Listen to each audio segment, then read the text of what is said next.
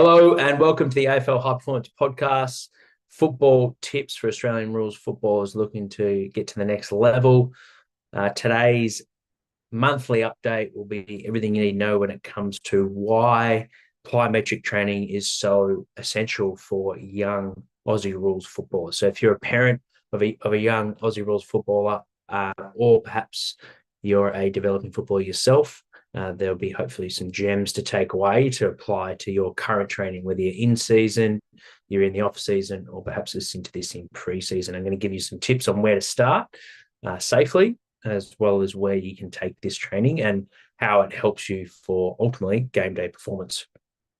So to start with, understanding the game, which is the most important thing when a strength and conditioning coach is designing a program. We've got to work back from the game demands and also understanding the athlete and their profile.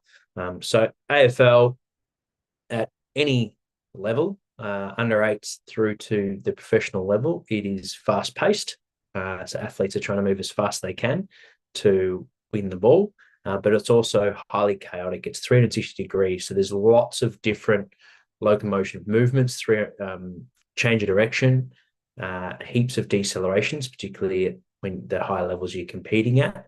And this requires you to be reactive with the ground. So a common thing to see in an athlete that isn't reactive compared to someone that is. So someone that wouldn't be reactive and is lacking this plyometric ability and foundation is someone that looks like they're stuck in the mud.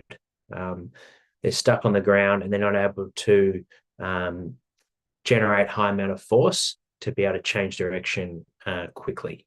Compared to someone who does have this quality, and whether that be through genetics or through training, or perhaps both, they're able to maneuver across the field at fast pace when they want to. So it gives them more control. It makes them harder if they've got the ball from an offensive point of view to get tackled because they can step more aggressively and create space and separation from the defender.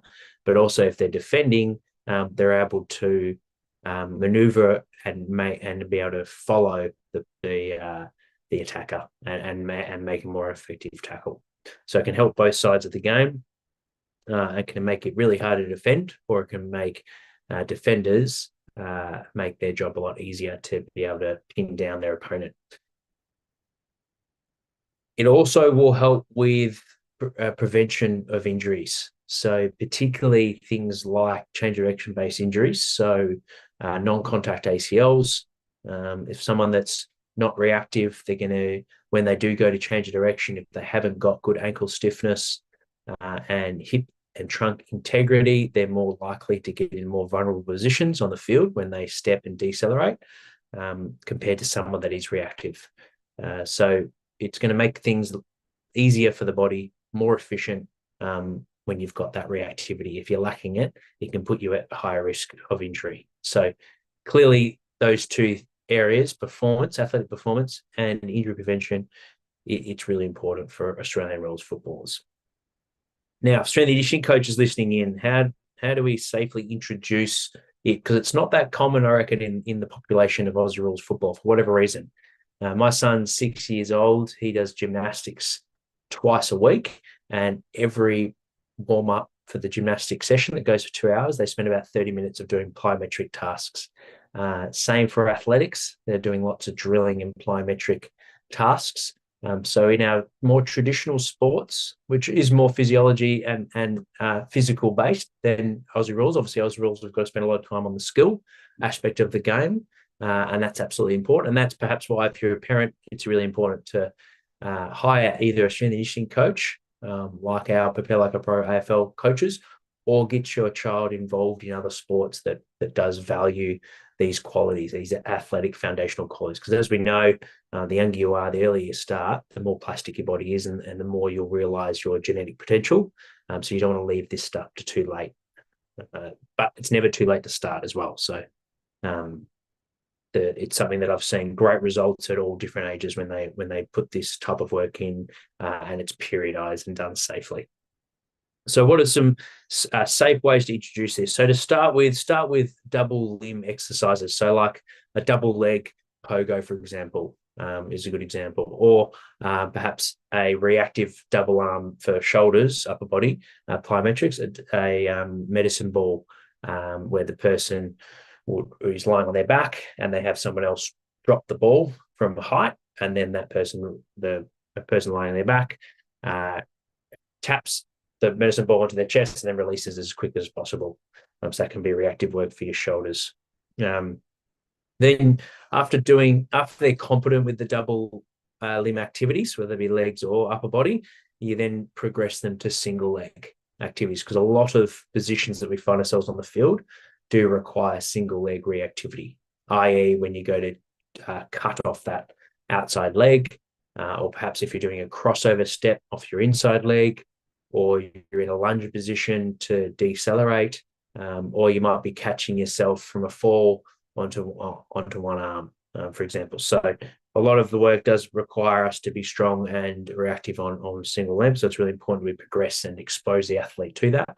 A lot of the injuries happen with high eccentric forces in single leg activities. So it's really important we expose and build that resilience in single leg tasks.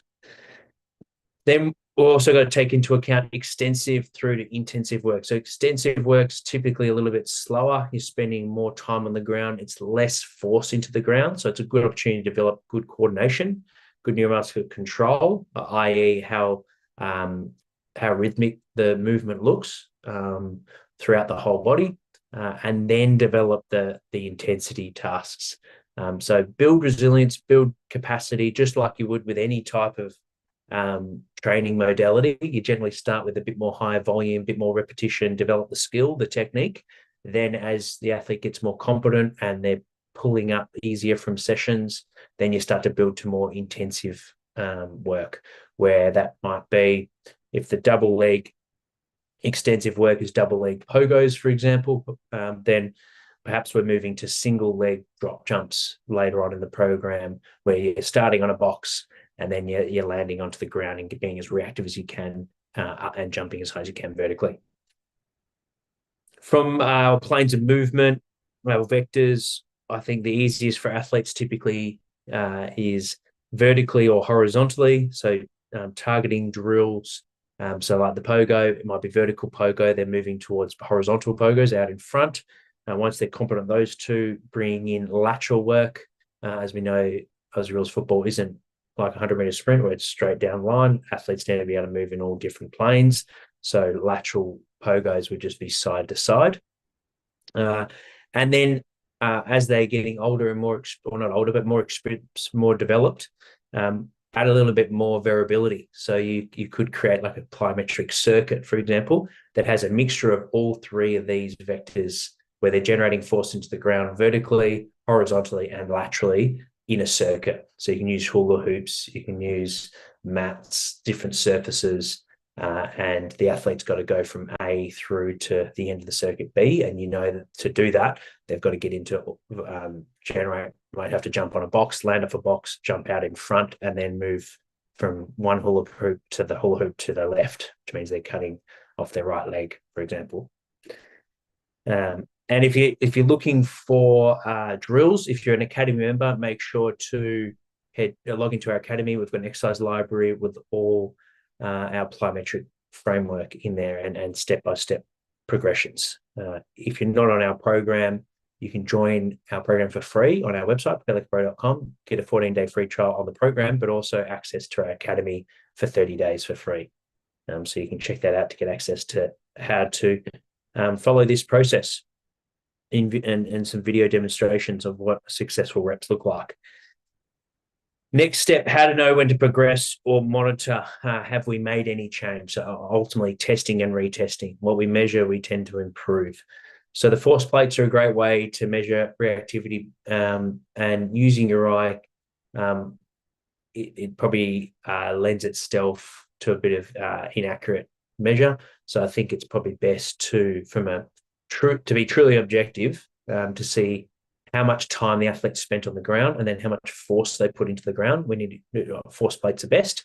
So the good metrics to measure reactivity is things where the athlete is spending around 0.25 contact time with the ground, and then ultimately how high are they jumping. So we can do that with double leg, typically off a 45 centimeter box for Aussie rules athletes, senior athletes, and then single leg off a 30 centimeter box. And the athlete essentially jumps off the box or hops off the box and then jumps as high as they can once they hit the force plates. And then from there, we get a whole heap of information that we can use to understand their strategy to reach the best outcome, and then ultimately how high they jumped and what was their contact time. If they really struggle to get that 0.25 contact time, great exercise to do is skipping, because ultimately the constraint of the rope means that the athlete needs to be quite quick off the ground. So that's a good way to develop their spring. Also, perhaps for heavier athletes, using some monster bands over the squat rack and pull that band down underneath the armpit so it's got good tension. And that's going to take a bit of body weight off and help with the springs. So then they can do their pogos in there. You can use a bit of overspeed as well, where it's going to help with that propulsion on the way up. So it's going to help with their coordination, their rhythm, but also ultimately get some good velocity into their tendons and muscles. If they're perhaps quick off the ground, but they're going nowhere, they're not jumping high, that's where using the constraint of hurdles for horizontal jumps. So they've got to jump over the hurdle naturally, which is going to mean they're going to generate more force to get over the hurdle, where perhaps if there was no hurdle, they would just not jump maximally. So it's a good motivator. Box jumps, drop jumps, depth jumps, where you're going off from a box onto the ground and then onto a smaller box. And then you can progress that over time to a higher box as their competency allows, and over time allow the adaptation to take place, retest their jumps, and if you've given them enough time to adapt and you've progressively developed that box, then they should jump a lot higher in the next test, while of course maintaining that 0.25 contact time. That is key. Biggest misconceptions, I think typically athletes feel that it's too risky doing plyometrics, or they're going to get sore. So I think education is really key as strength and conditioning coaches. If you're working in your environment and it's just a stimulus that hasn't been used in the past and the athletes are fearful, really sell it. It's special strength. It's done at a lot faster pace than any traditional barbell movement can be done at. So it's going to have some good transference to their athletic qualities on the field, and that's a great way to sell it.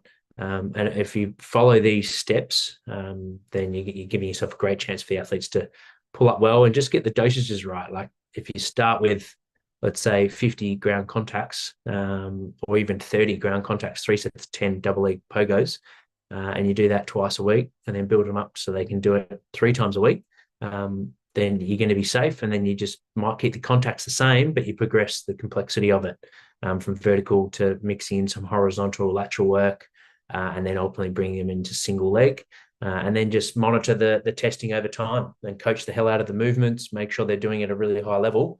And naturally, athletes are going to feel pretty good as they get more competent. And they should see some, if they've never done it before in the program, it's a low-hanging fruit. So you're going to see some pretty quick gains as well. So as I mentioned, if you're not an Academy member yet, check out our website. You get it for free and you can download my plyometric framework. Hopefully you got some takeaways from this episode, whether you're an athlete, parent, or a coach, and feel free to reach out if you've got any follow-up questions. Thanks for tuning in, guys. We'll see you on the next episode.